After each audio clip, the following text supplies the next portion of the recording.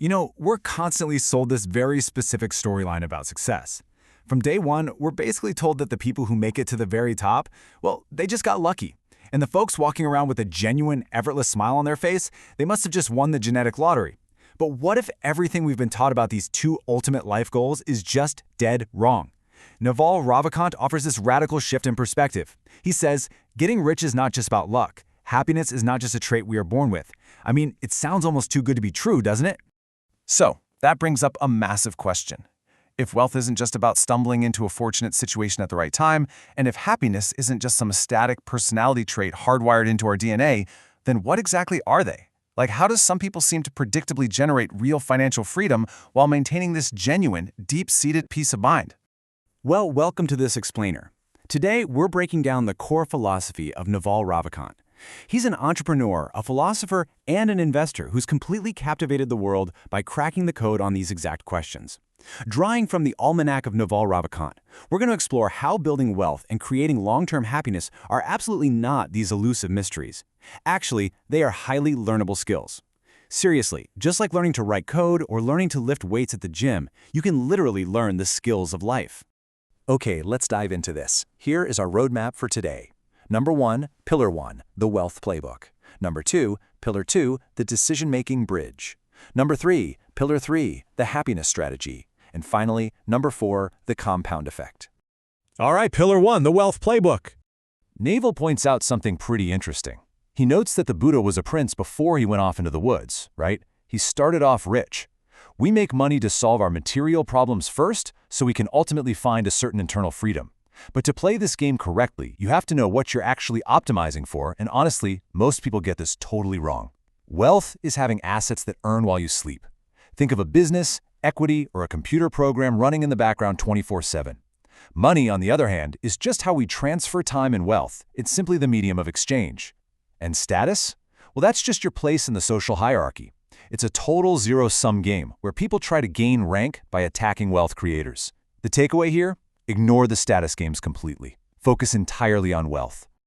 So, the absolutely crucial point is understanding the actual mechanism of wealth creation. Just look at the traditional path for a second.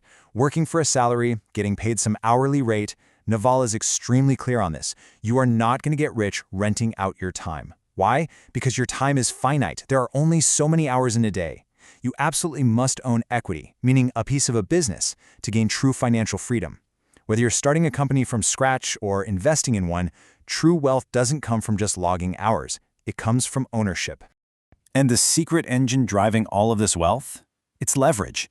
Archimedes famously said, "Give me a lever long enough, and I will move the earth."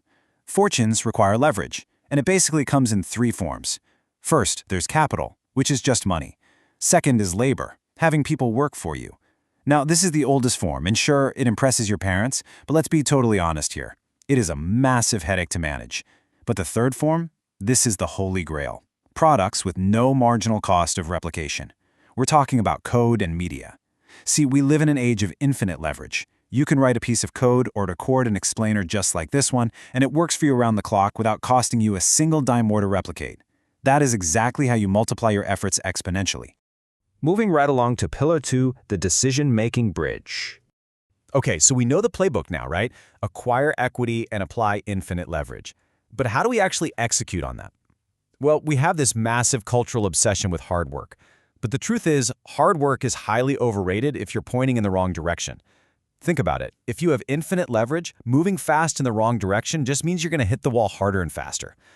Obviously, you have to put in the time for sure, but the direction you choose matters vastly more than the brute force you apply. And that specific ability to choose the right direction, that is called judgment. Naval defines wisdom as knowing the long-term consequences of your actions. So judgment is simply that wisdom applied to external problems. We live in an age where your decisions are amplified by huge workforces, massive capital, and powerful technology. Because of that, just one correct decision can win absolutely everything. When you have leverage, decision-making is literally everything.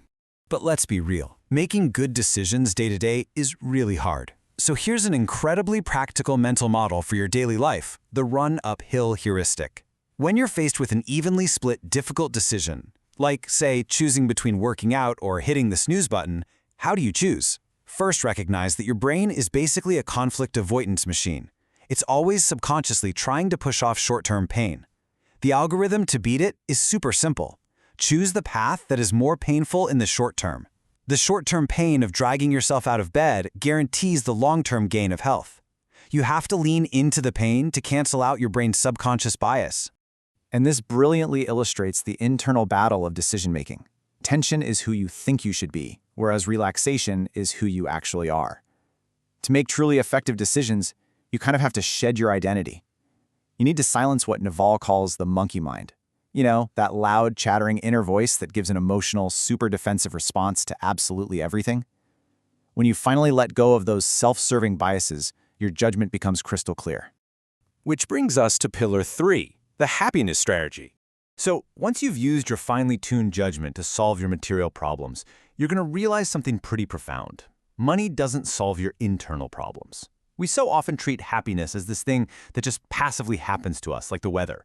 But Naval argues that happiness is actually a highly personal skill that you develop. Just like you'd methodically improve your physical fitness or your nutrition, you can absolutely establish a baseline of happiness through deliberate, daily practice. But what exactly is happiness? The source material offers this really stunning definition. It says, peace is happiness at rest, and happiness is peace in motion. You see, what a rational person is truly seeking most of the time is peace. And our modern world kind of tricks us into thinking we get that peace by resolving all of our external problems. But here's the catch. External problems are completely unlimited. They never end. True peace is actually achieved by cultivating an absolute indifference to things outside of your control. Literally every single desire you hold onto is just a chosen unhappiness until you get what you want. So how do we actually practice this in our day-to-day lives? By building happiness habits. At the end of the day, you are simply a combination of your subconscious habits. If you want to increase your happiness, you have to replace those thoughtless bad habits with really intentional good ones. Practice insight meditation so you can understand how your mind works and finally quiet that chattering monkey mind. Lower your identity. Stop caring so much about things that just don't matter. Reclaim your time by minimizing your use of your phone, your calendar, and alarm clock apps. Cultivate true presence, because constantly living in delusions of the future totally destroys your ability to appreciate the abundance right in front of you. And finally, maintain total, radical honesty, because honestly, the more secrets you have, the less happier you're going to be. Let's move to and see how this builds into Section 4, the compound effect, tying it all together. Let's bring all three of our pillars, wealth, judgment, and happiness, together right now. Look, none of these are overnight phenomena. They all rely on one absolutely fundamental force of nature, and that's compound interest. You don't get wealthy from one giant lucky payout. You stack chips over years and years. You don't become a master decision maker overnight. You compound your mental models every single day. And you certainly don't become effortlessly happy in an instant. You iterate on your habits over time. The golden rule is simple. Play long-term games with long-term people. Which leaves us with this final, incredibly essential question to chew on. What are you choosing to compound in your life today? Are you compounding bad habits, reactive emotional responses, and renting out your precious time? Or are you actively choosing to compound specific knowledge, clear judgment, equity, and inner peace? Remember, these are all highly learnable skills. The path you choose to walk, starting the very second this explainer ends, is going to dictate your reality 10 years from now. So, what's your next move?